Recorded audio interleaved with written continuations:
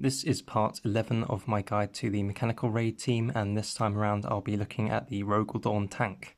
And I think I'll just be going over the boss's characteristics and its abilities as a preliminary video, and I think that'll be more than enough to look at in one video. That can be assured. So, the Rogal Dorn tank. This boss, more than any of the other bosses, I think, is defined by its movement. The tank will relentlessly move forward every turn, map allowing, and everything in its path, be it friendly or an enemy, will either be shunted aside or, in the case of enemies, brutally destroyed, at least if they're a summon. Now, the tank, it will roll forward every turn as long as it's able to either continue moving straight at the end of its movement or turn 60 degrees maximum and continue moving after that. So, if you look at the Rogal Dorn tank here, it has a movement stat of 3. So it doesn't necessarily have to move 3 spaces whenever it moves, but it seems to like to do that if it has the opportunity. It'll only move 2 spaces if it doesn't have the 2 hexes if it doesn't have the space in the map to move any further. So from this position, it can move forward into this area, and then it can either continue going straight after that, or at the end of its movement, it can turn 60 degrees, so either facing southeast or southwest, and then continue in this direction or in this direction. So if it has to turn more than 60 degrees in order to continue driving, it must come to a halt without rotating, and then it has to take a turn to rotate before it continues on. In my experience, although this may not be true as a general rule, but as far as my experience goes, this does not happen more than once per battle. So you can potentially use that as a way to predict what path the tank will take to a certain extent, because you know that it won't continually just drive itself into a corner and force itself to have to take a turn to turn around. So the movement of the tank, it presents a bit of a quandary to road teams because of its combination of a couple of its passive abilities, and those are ablative plating and weaker rear armor. So ablative plating, it acts like a souped up version of Gravis armor, where it forces incoming damage to go through it 3 times instead of 2 times, as you would with Brother Bashard or Calgar or Bellator. So what does this mean for Ro's damage output? Well, it's negated by critical hits or attacks that have greater than 60% pierce ratio. Now, both his attacks and his passive attacks do energy damage, which has a pierce ratio of 30%. And let's just say, for the sake of simplicity, they're doing about 2,800 damage.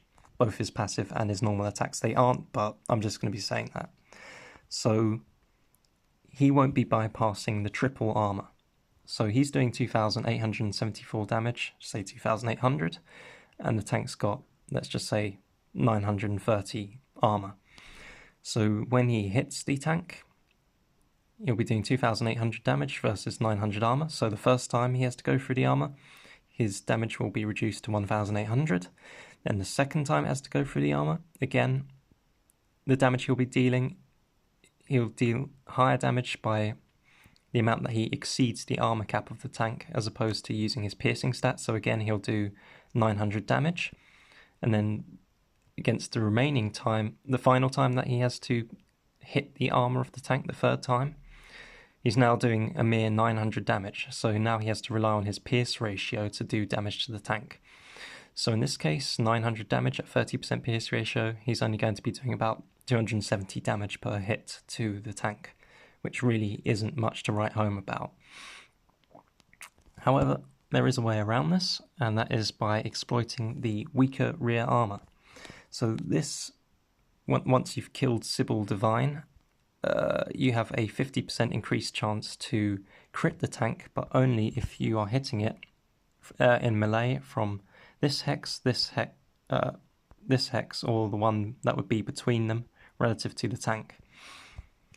But of course, if you move, in order to reliably crit, therefore, and not have Ro's damage horribly reduced, he needs to be hitting the rear of the tank. But due to the tank always moving, you may miss out on the triggers of his passive that you can get from your mechanical summons, because they will always act before you are able to move Ro to a new position whenever the boss drives away from him. This, however, isn't always the case, as you can preempt the movement of the tank and place Ro ahead of it to attack it once it reaches its new position. The only way to preempt the tank and score crits against it once it's finished its movement is for the tank to turn 60 degrees at the end of its movement. So if you had the tank here again and you had Ro here waiting to attack it, or actually let's say here. So you have Ro on this hex and the tank moves forward, then and just continues facing to the south, then the hexes that you can attack from Ro and get those get that 50% boost crit chance are this one, and this one. This one and this one, and then the hex sort of between and to the north. So to the north of this hex. So, and you have Ro over here. So if the tank just moves down and faces south, then Ro will be hitting it from over here, and he won't be scoring, he won't have that 50% increased crit chance, which is no good at all. However, if you manage to coax the tank to face to the southeast so that its cannon is pointing this way, then the hexes that it is weak to will be this one, and this one. So if you have Ro waiting here, now suddenly Ro is able to score those crits at the start of his turn. And this is essentially what you're going to have to rely on to deal decent damage against the tank. But it is impossible to set up crits against the increased crit chance against a tank that is just continuing on straight. You can also preempt the tank with Ro by waiting for it to reach the edge of the map, as I said, and then do its sort of either 120 or 180 degree turn. And it remains in position when it turns, and so it may present its rear end to Ro for a good seeing to, but be wary that on some maps, the tank squeezing itself into the corner of the map before turning around, it may not always be possible to pull this off, as its rear end might be completely inaccessible after the end of its turn. So let's just say, for the sake of argument, that it moved into this area facing to the southeast, so this area, and then it turned 180 degrees, so it was then facing with the cannon pointing this way. So its rear hexes would be here, and there'd be no way of getting a character adjacent to those hexes, because it's just going off the edge of the map at that point.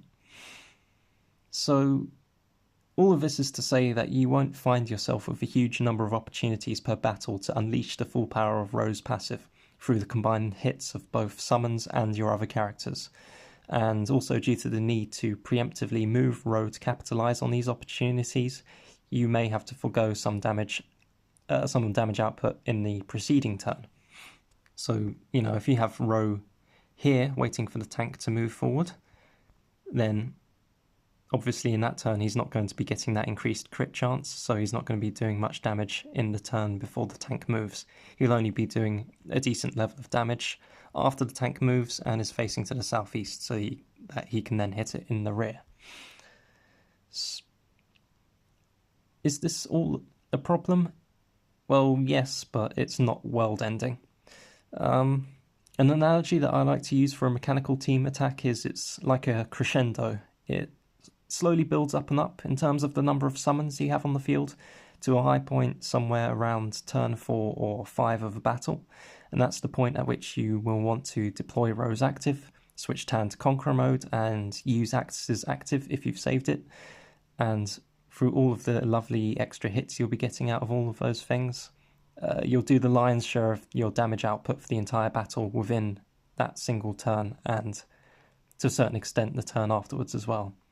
It does suck to not necessarily be able to attack to your full potential at the start of the battle, but if you play your cards right, the payoff is definitely worth it. And this theory is no different for the tank. I've found ways of getting a really good couple of rounds of damage against it on every single map that it appears on. You just have to be able to pick your moment correctly. So you want to pick a good moment to go ham on the tank. Is there any way of engineering the movement of the tank to put it in an exploitable situation? The answer to this again is yes. The tank, if given a choice, will prefer to point itself in a direction that allows it to run over at least one of your units, over and above a direction that has no units in its path. The size of the tank's path, it being up to 3 hexes wide and deep, as well as the number of units you'll have running around on the field, that may make this a daunting prospect to try and pull off, but it's usually quite doable.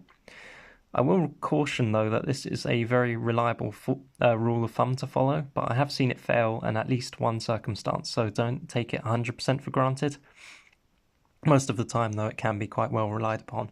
In fact, the one time I saw it fail was on this particular map, but you won't be seeing this in the replay that I'll be looking at. So, if the tank is offered 2 or 3 different paths to follow that all have units on for it to potentially run over, then things get a bit more murky. The behavior of the tank, it's kind of hard to track exactly what it's going to do, and you may just have to use a bit of trial and error to put a strategy together. The tank seems to take what abilities it can use after moving and how many of your units it will be able to hit with them into consideration as well when deciding how it's going to face. So if you have a lot of units that might be hit by Gunner's Kill on Sight, an ability that I'll be discussing soon, in one direction, then it may face that direction in order to cover them with it. So this kind of cements the Biovore as an excellent choice of machine of war for fighting this boss, as the extra bodies that you're able to spawn onto the battlefield with it can tip the balance of favour for the tank to move in the direction you want it to. Overall, you don't have a huge number of choices in terms of how many ways the tank might go, but it can be impactful which way it goes, so make sure you're taking that into consideration. You may have heard people talk about using the Forge Fiend as your machine of war due to its ability to crit and shut down one of the boss's more annoying abilities, the aforementioned Gunner's Kill on Sight, which I'll just be calling Gunners for short from now on, which is an AoE Overwatch. But this is much more relevant to the multi-hit team, this piece of advice, than to the mechanical team, as the main culprits for setting off the area of effect ability are your summons, and they act before you can use the Forge Fiend. So most of the damage that this ability can do when you're using the mech team, you won't be able to prevent it with the Forge Fiend anyway. So instead, what you'll want to do is use the Biovore to make sure the tank isn't pointing in a direction you don't want it to, which might help to alleviate some of the problems of your characters getting wounded by the tank's abilities. So I've spoken of the Gunner's ability, so I'm just going to now go over the rest of the tank's 5 abilities. I've already covered 2 of them, the weaker rear armour and the ablative plating, so the next one I want to look at is Armoured Might. So just looking at this, anything in the way of it will take hefty melt damage if it's a character. If it's a summon or a big target, it will just be insta-killed, and characters will be displaced by it as well. The displacement aspect of the ability, it requires some looking into. The rest is quite self-explanatory. If something's in the way that's not a character or not friendly to the tank, it will just be instantly killed. And so this ability deals high damage, and it has the potential to insta-kill your characters. So it may be something you're not willing to kind of experiment and play around with, but I've had plenty of bad experiences with it to kind of figure out how it works for myself, and now I can relay that information to you. So my suffering has been useful, I guess. So when the tank moves forward, it may be moving forward 2 or 3 hexes in total, but you have to consider each of those movements as being 2 or 3 separate 1 hex steps. So again, looking at the tank here, if it's moving into this position, when it's attacking with the Armoured Might ability, it will first move into this area, then it will move into this area, and then finally into this area. And for each of those individual steps, the tank will check what is in front of it, and it will apply this ability as appropriate for each step it takes. This means that a character placed in front of the tank here could potentially be hit up to 3 times by this ability in a single movement of the tank. And this may give you an erroneous perception of the tank as simply killing anything in its path, when the actual reality is that your character just suffered 3 very heavy melt damage hits and got sent to oblivion that way. That being said, this particular scenario I just described would be very unlikely to happen in practice, as the game is pretty kind in how it determines how a character will be displaced by the ability, and that is in that they will be preferentially pushed away from and to the side of the advancing front of the tank. So if I had a character here, and the tank is moving into this hex, and this hex, they can't be displaced into this hex for a start because the tank is moving into that hex, which would mean that they would both be in the same place simultaneously, which isn't allowed to happen. So you can discount them from being pushed this way. So out of the three options, they can be pushed here, here, or here. Now again, as I said, the game is nice, so this is the least favoured hex for them to be pushed into. And that is because if they're pushed into this hex, once the tank moves out of this position into this position, they'd be hit again if they're here. So the game would rather the character only gets hit once, so they'll be pushed into either this hex or this hex. And as a general rule, they'll be pushed in the direction that the tank is moving in. So if both of these hexes are free, if all of these three hexes are free, the character will be pushed into this hex. If the hex that I currently have selected is blocked, then the character will be pushed into this hex. And if both of these hexes are blocked, then the only hex that the character is able to be pushed into is this one, so they'll be pushed into this hex. And if this hex that I have selected is blocked as well as these two, then the character will simply be annihilated.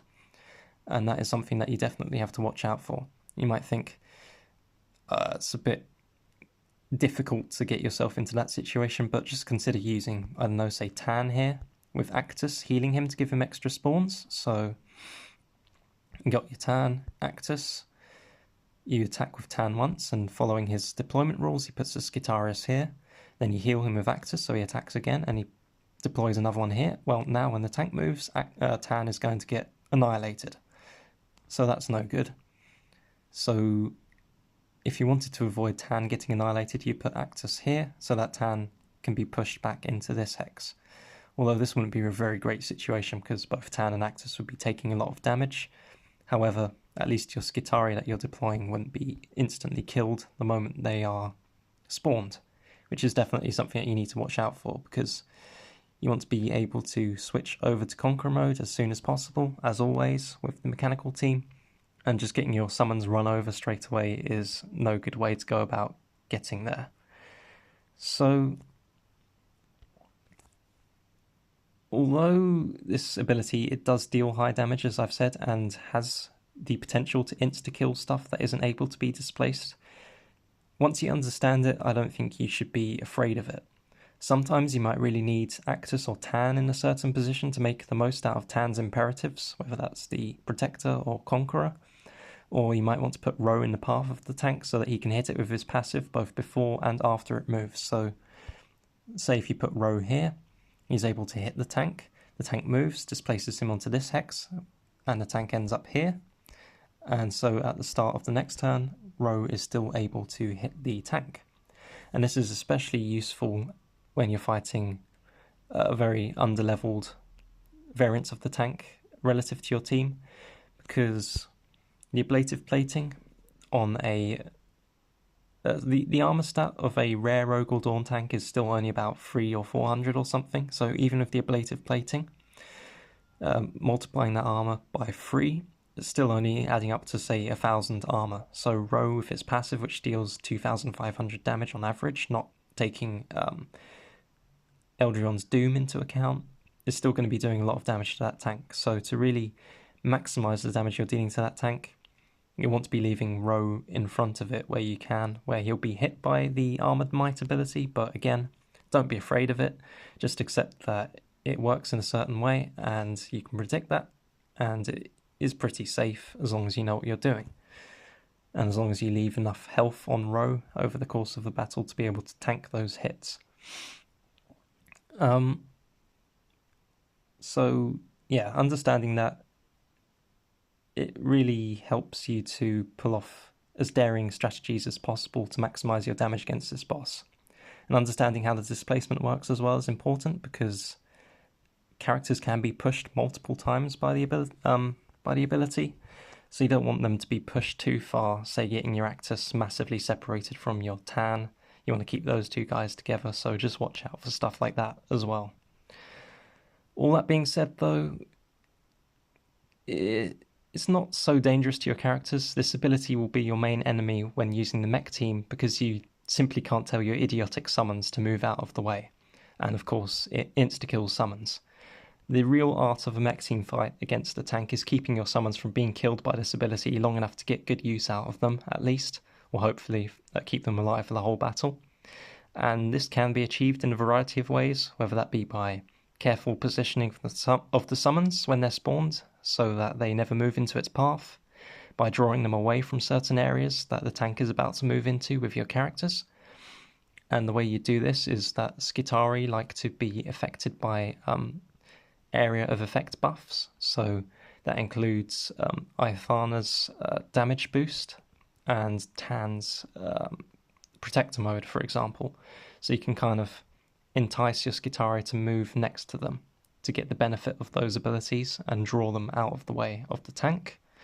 You can also preemptively place your characters in certain hexes that the tank might be about to drive onto to keep your summons from moving into those positions and force your summons to move elsewhere so that you can then move your characters out of the way of the tank when the time comes, whereas the summons wouldn't move out of the way because they're stupid. That's a lot of blah for that particular ability. That's, I think, all I need to say on that one. Now I'm going to look at the next ability, which is not that one. Gunner's Kill on Sight. And this ability is feared by many players, but to an overleveled team, the damage can be fairly negligible due to the low damage that it deals and also the low pierce ratio of the attacks. So deals 6 times 666 to 814 projectile damage here. This is a legendary 1 Rogal Dorn tank. It gets cancelled after the tank gets critted a couple of times. But the main thing to note about this is that projectile damage only deals 15% pierce. So the moment that the armor stats of your summons and characters exceeds the damage value of this ability, well, not even exceeds, is at parity or even slightly less than. As long as it's at that level, this ability really won't be doing much damage to your characters at all. In fact, if you've got overleveled characters, which is definitely very possible because I think the maximum level you can face the Rogal Dorn at is Legendary 2. So if you have Diamond 3/Diamond 2 characters like I do, this ability really is not a concern to them at all in terms of the damage it can do, unless you're getting them hit by Armoured Might as well, and then, if they get hit by this a bunch of times, it can start adding up, but it takes a long time to add up.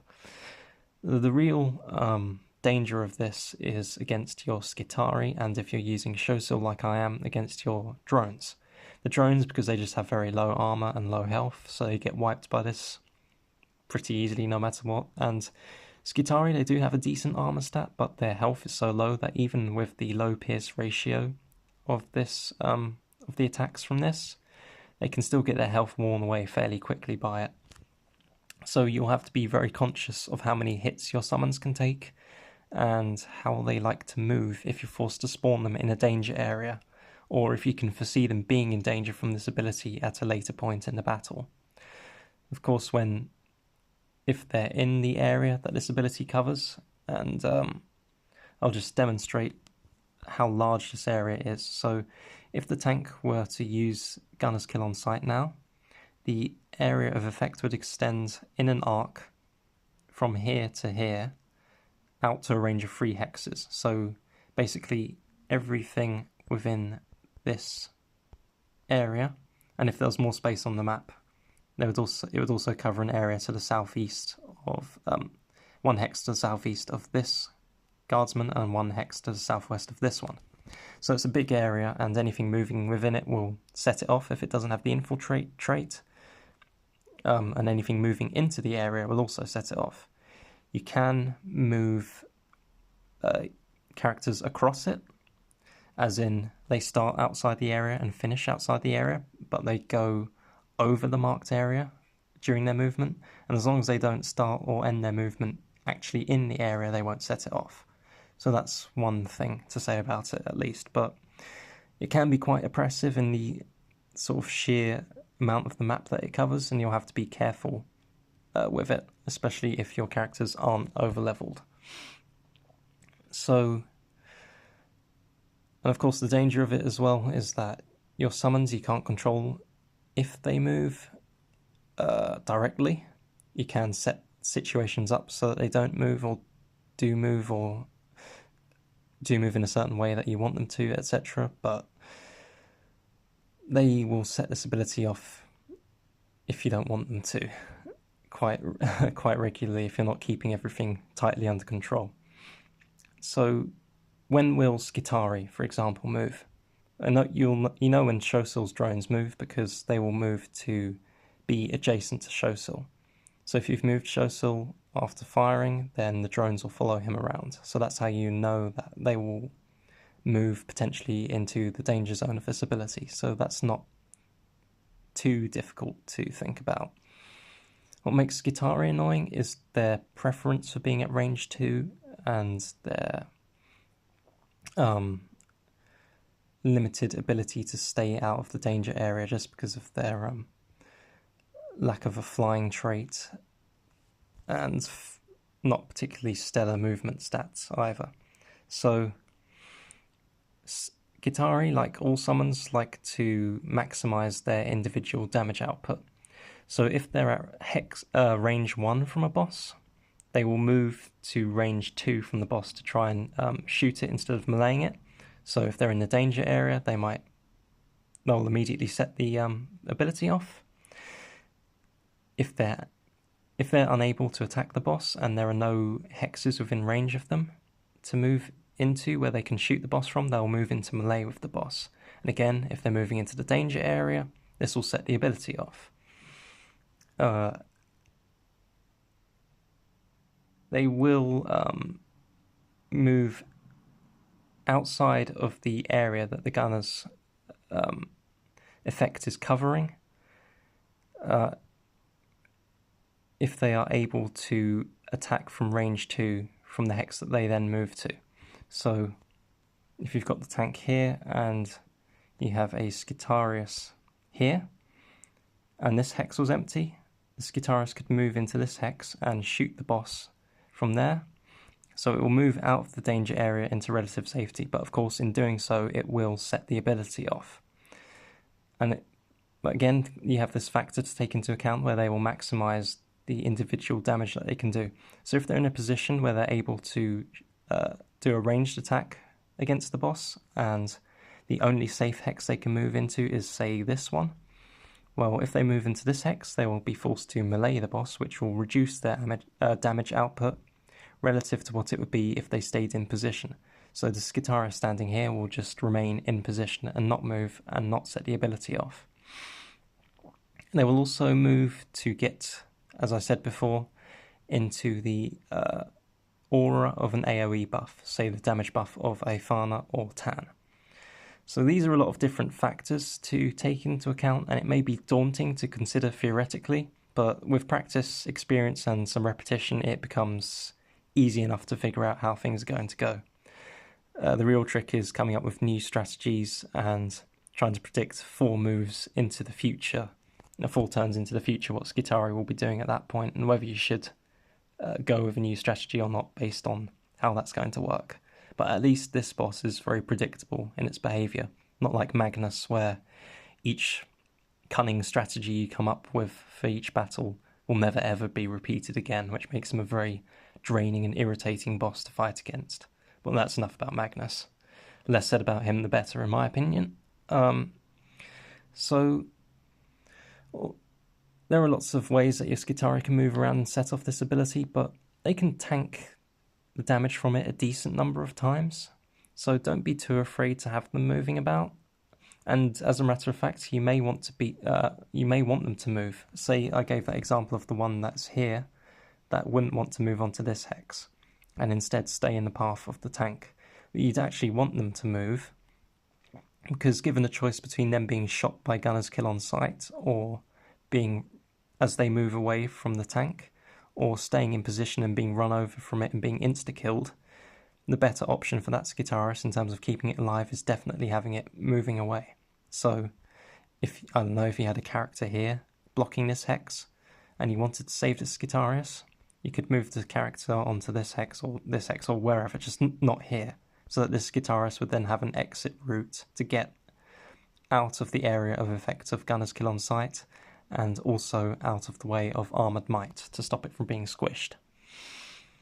So that's a lot, but I think that's about all I want to say for that. Of course, I don't think I mentioned it, which is quite stupid, but the big area that the ability covers, everything within the ability's area of effect is hit whenever it's triggered. So it can deal a lot of damage to weak summons. However, it can also be handy to get rid of Cadian Guardsmen without having to necessarily attack them directly, as it will deal damage to them as well. So you can just use it as a way to quickly wipe off any Humi scum that might be in your way. So now the final ability is Pound Them to Dust. This ability isn't too consequential really. It's a simple AoE covering the hex targeted by the tank with its normal attack and all hexes surrounding it. You have to remember that it has a range of 4 maximum if you're trying to bait it to be fired into a specific place. And like a lot of abilities that bosses use that have an AoE effect to them, the boss tends to like to use this ability to cover as many targets as possible. So you could maybe potentially do a bit of trickery with Biovore mines to try and get it to fire in a certain direction, but obviously ability has a range of 4, so if your Biovore mines are out of range of that, then you're kind of shit out of luck in terms of baiting it. Due to the way that this works, as I've just described, and the interaction of Tan and Actus, how you need Actus adjacent to Tan, and then if Actus is adjacent to Tan and Tan is spawning Skitari, you'll have Tan in the middle and then 2 Skitari and Actus around him. You'll find that often this ability, if it gets used at all, will be targeted at them. And you can tell from the damage, it deals pretty hefty damage at a 55% pierce ratio, so your Skitari will be dealt a lot of non-negotiable damage by this. They have the potential to survive this ability at Legendary 1 if you have level 50 Skitari, but that's touch and go, and if they've taken any other damage previously, or if they take any damage afterwards, they'll just be killed. So it's definitely not something you want to tangle with if necessary. So once it's fired at Tan, as it usually is, and those Skitari are covered by the AoE, they'll have 1 turn to escape or perish, unless you're facing a very underleveled boss. So try and spawn them in a way that will put them outside of their preferred effective range, which is 2 hexes from the tank, so that they are forced to move away from where they are to then engage it.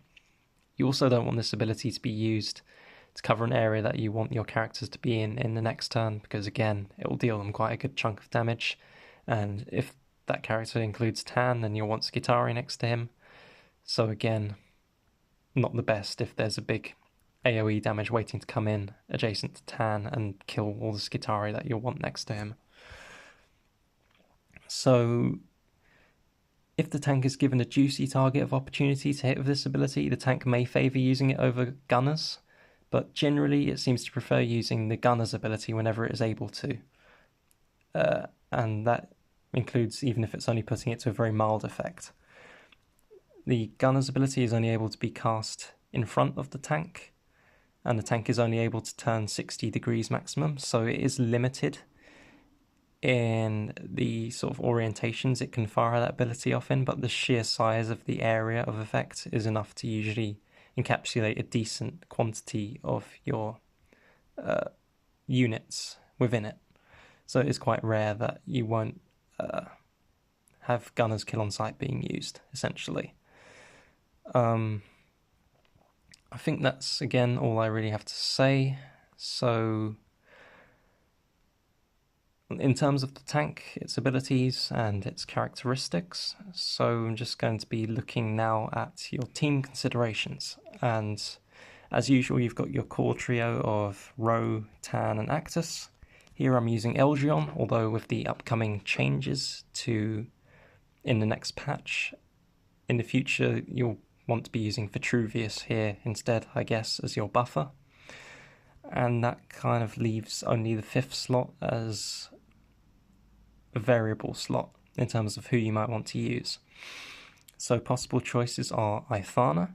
Her 20% boost to crit is obviously useful with dealing with the ablative plating ability of the boss, because Ro, his base crit chance is 40%, having that increased by 20 percentage points up to 60% is pretty decent.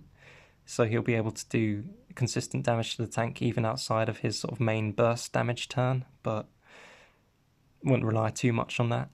But of course, 20% boost and plus the 50% crit chance increase from hitting the rear armor means that Ro, if he's within her aura, will have a plus 70% crit chance against the rear armor of the tank, which basically enables you to use a legendary crit booster and a legendary knife to give you a 95% crit chance with a massive crit damage. So that is a good way of really maximizing what you get out of Ro's attacks, especially when he's using his active, so he's getting 4 hits per attack. 95% crit chance, you're probably going to be getting crits with all of those hits and dealing a ton of damage. So that's really good. And of course, I also mentioned about Ithana being able to kind of herd Skitari around the map. So if you're skilled, you can also use that to your advantage. So she's an option here, a very good one. I think more than any other of the 5th characters, she can produce a huge amount of damage. At least on certain maps, it can be map dependent which one you'll want to use. Another option is Anufet. He has his passive ability that allows him to potentially hit the boss twice per turn to get 2 triggers of Ro, although with the movement of the boss that might be quite difficult and not necessarily that relevant, but of course his active ability allows him to spawn a lot of mechanical summons, which can supplement your Skitari, and potentially if you spawn enough mechanical summons into one area of the map, you can kind of force them into melee with the boss, which you can then use with Tan to maybe get 4 triggers of summons surrounding him with each use of Conqueror mode to really get Ro whacking away against the tank a lot.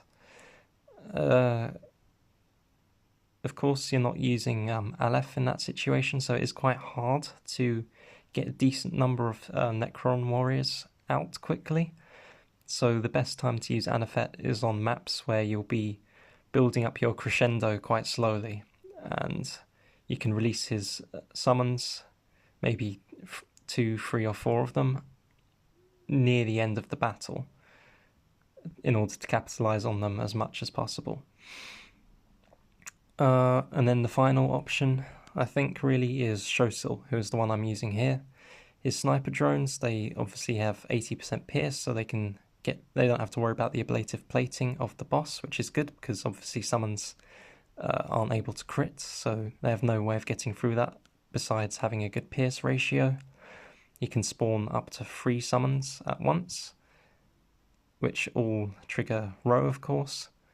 They deal good damage. You can usually wrangle them in a way that they can be triggered by Tan, so that even if a bunch of your Skitari are killed, you can sort of transition over from triggering Skitari with Tan to triggering sniper drones instead, and still get a lot of extra hits out of Conqueror mode that way. So I like using Shosil. The drones are quite weak to the gunner's ability. Usually they'll be killed by it instantly unless they're very high leveled, so you have to be pretty careful when using Shosil. He also has a low movement stat, so keeping him out of the way, or getting him in range of the enemies to start with, and then keeping him out of the way of the tank can be a bit difficult, but it can be pulled off as long as you're careful. But more than anything, the reason that I'm using Shosil here is simply that my Anufet is Gold 1 and my Ithana is Gold 1, whereas my Shosil is Diamond 2.